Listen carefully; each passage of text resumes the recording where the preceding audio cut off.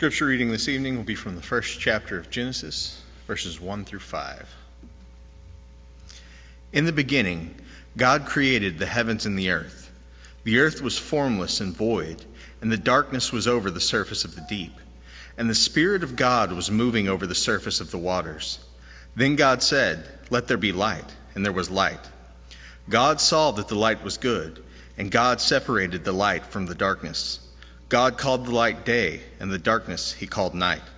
And there was evening, and there was morning, one day.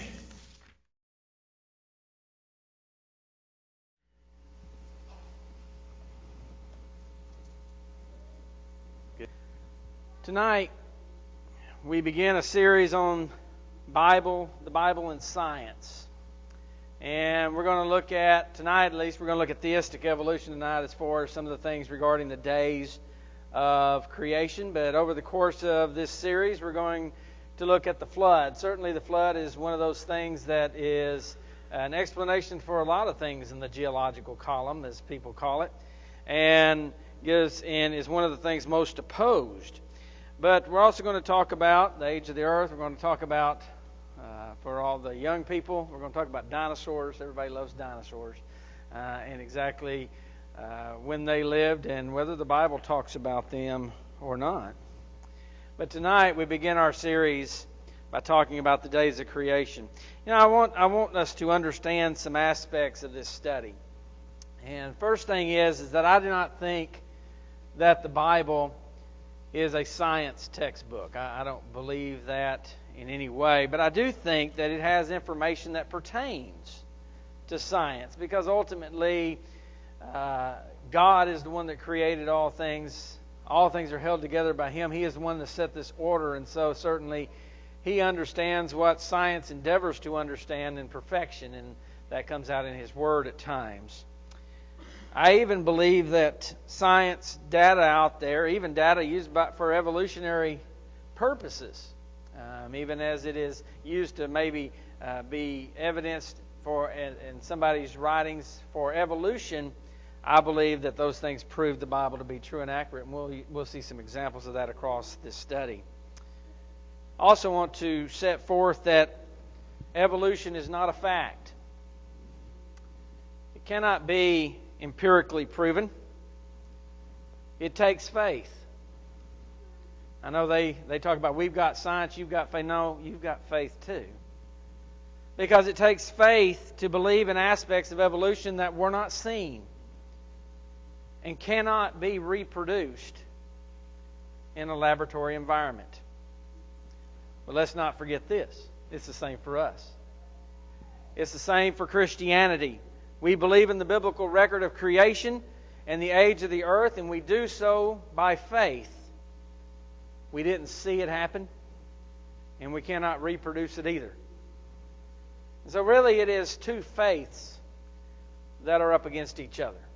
A faith in the atheistic evolution, macroevolution, or a faith in the Bible.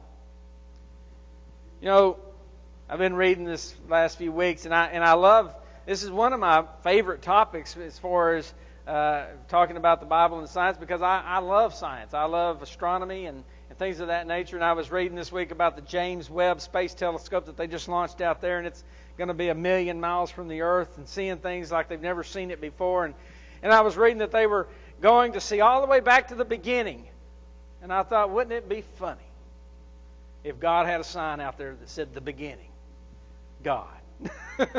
I thought that'd be a great thing for them to see in their new space telescope one day.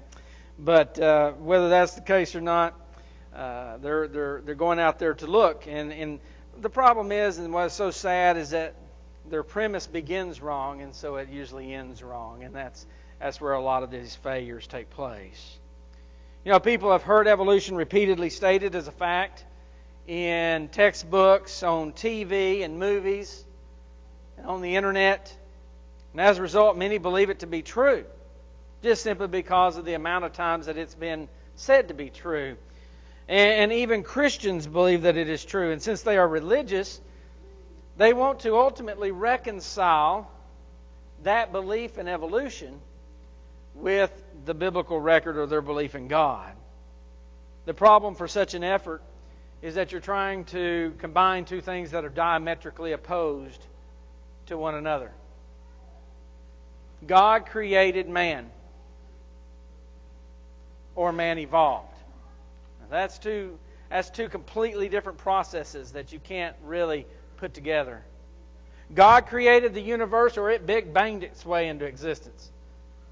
Those are two very different things.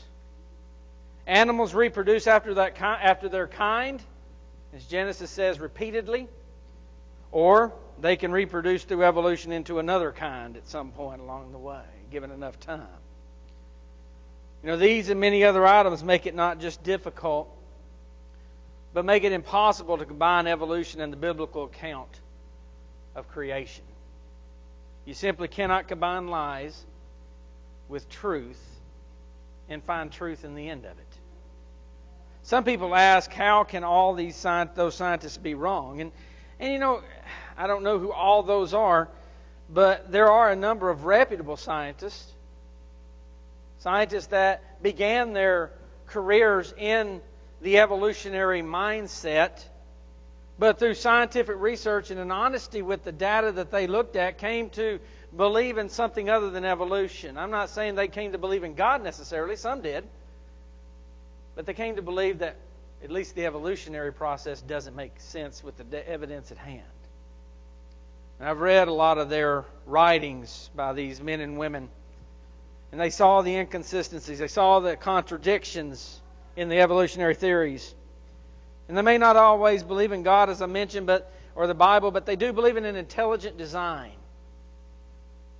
And that the order that the universe has is not something that could just happen by some kind of freak accident. Scientists can be wrong. You read enough science, and you're going to find that they don't agree with each other on these things. So somebody's wrong. Can't all be right and disagree with one another. When I was a teenager, it was global cooling. Y'all know that? They were telling us that the earth was cooling down, and we were heading for the next ice age. I remember that very clearly. That was the thing that was about to happen. Then it turned in the 90s to global warming, when the earth didn't get cold enough, I guess. And when it didn't get warm enough, it changed to climate change, which kind of picks up everything, doesn't it? Every forest fire, every thunderstorm is a sign of climate change now. The age of the universe. If you put that on the graph, you would see that the age of the universe has gone up and down like a roller coaster over the years. Is there ever going to be a right age that they're going to ever find? Why do you think that allowing the concept of intelligent design into school causes the scientific community to absolutely go nuts? When the two are logically and honestly compared, the holes and inaccuracies of evolution are often shown. Sadly, some people do not stand up for the Bible, and they think compromise is the best solution to deal with this issue. And the problem is that compromise will require these people to still have to stand for something. You have to stand for something against someone. And in this particular case, when a person wants to compromise between the Bible and evolution, you have to stand against evolutionists and Christians. Because it's not a solution. The two sides aren't looking for a solution of coming together. One of the few things that creationists and evolutionists agree on is that theistic evolutionists are not right. I find it amazing that people will often believe incomprehensible and unclear theories about creation and reject the simple account by God through Moses in the book of Genesis. The effort to combine the Bible and evolution, theistic evolution in other words, it exists within the church and it exists within our Christian universities. And I want us to consider two well-known examples of that belief system, theistic evolution. First, in regard to the days of the creation, is the day-age theory. Those that hold to evolution state that time is their greatest ally. That's all you need. You just need time. And it is advocated that given enough time, really anything is possible if you can just get enough time, enough billions of years to make it happen. And it's not proof, it's just fantasy about what could hopefully happen if you could manage to get that much time in play. And if you're going to believe in evolution and you're going to try to fit it into the Bible, that's the one thing you're going to have to do. That's the one thing that you need. That's the one thing the Bible's not going to give you. It's not going to give you that time. It's not going to give you those billions of years. The Bible says, as we look at the biblical record, the earth has existed for a little more than 6,000 years, and that varies to a very small degree as far as some different people look at it. And there is plenty of scientific evidence that supports that kind of a young earth. That's not just biblical text there. But that will not work if you want to believe in evolution. A professor at one of our Christian universities once stated, "It is not recommended that one should allow a general impression gained from the reading of Scripture to crystallize in his mind as absolute truth." Don't let something you're hearing in the Bible make you immediately think it's absolute truth. A reading of the first few chapters of Genesis leaves one with the very definite impression that life has existed on earth for at the most a few thousand years. That conclusion is in conflict with the conclusions of modern science that the earth is ancient. You know, the professor's problem is he believes evolution is right and the Bible is wrong, and that's his problem. It should be the other way around. We look at these things and what contradicts with the Bible, we go with the Bible and not with what science or man may say. And that kind of thinking by him is the kind of thinking that leads to making these compromises. And those that hold to the day-age theory believe that each of the 6 days of creation are actually long geological periods of time, of millions and maybe even more than that, of years in which so much could happen.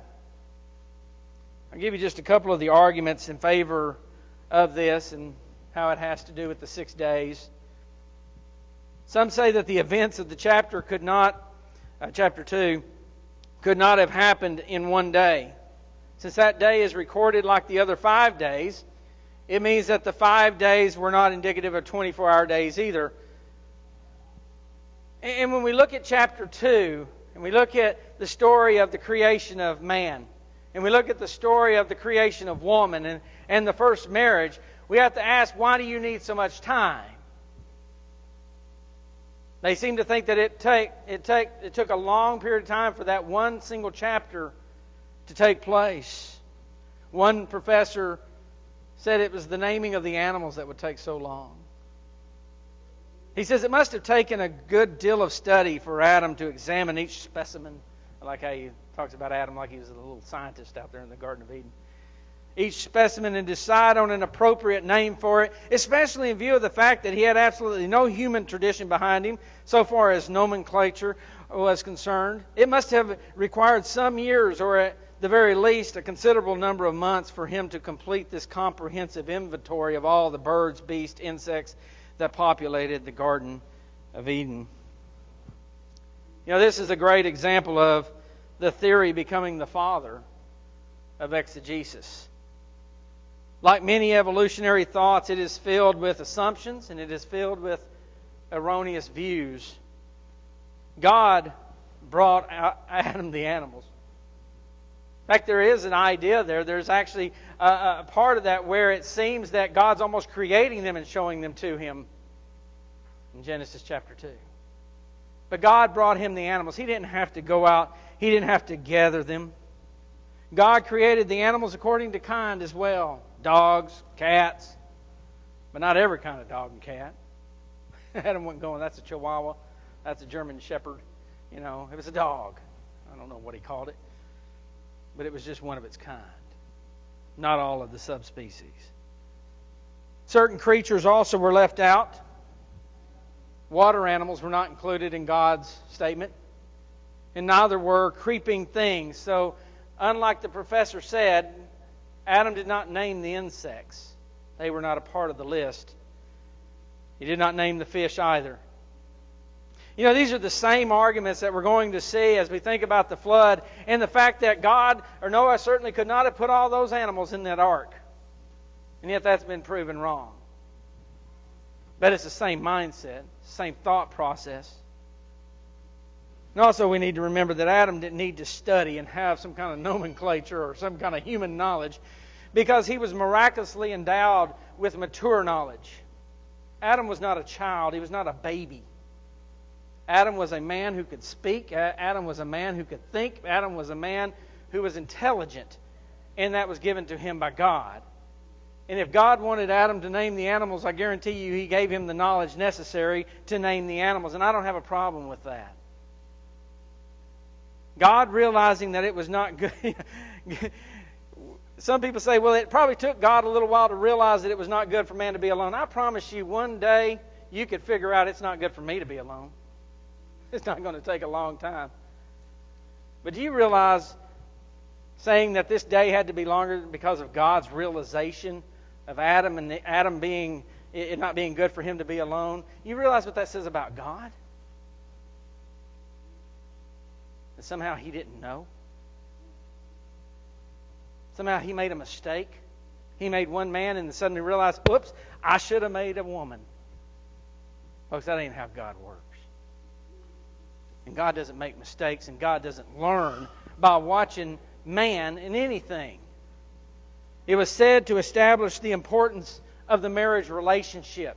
It was done, even the naming of the animals was done to show Adam that the woman was the one for him. And it was shown to make that powerful relationship clear to him. And that could easily be done in a day. If we think about those days, the Hebrew word for day is yom. For days is yamin. More than 2,300 times we find these words in the Old Testament. We see yamin in Exodus chapter 20 and verse 11, where God is establishing the Sabbath day. For 6 days you will work, and on the seventh day you will rest. And He compares that to God's creation of the world. For in 6 days He created all things in heaven and on earth. And on the seventh day He rested. So the words are used there in reference to this very event. 700 times in the Old Testament always means a 24-hour day when not being used prophetically. When they are modified with the words evening and morning, and that's 300 plus times, every single time, it is a 24-hour day. Genesis chapter 1, verses 14 through 15 says, "Let there be lights in the expanse of the heavens to separate the day from the night, and let them be for signs and for seasons and for days and for years." If a day is a long geological period, what in the world is a year? The days that we have, one rotation of this planet, turn into weeks and turn into years as we go around the sun. This verse makes absolutely no sense if the days being talked about here are not 24-hour period days. There is nothing from the biblical text or the original languages that would indicate that the days were more than 24 hours.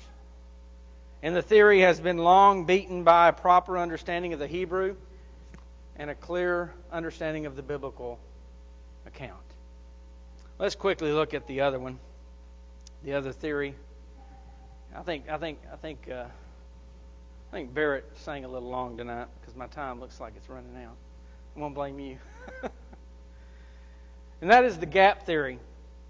And this theory began in the 19th century with a man named Thomas Chalmers.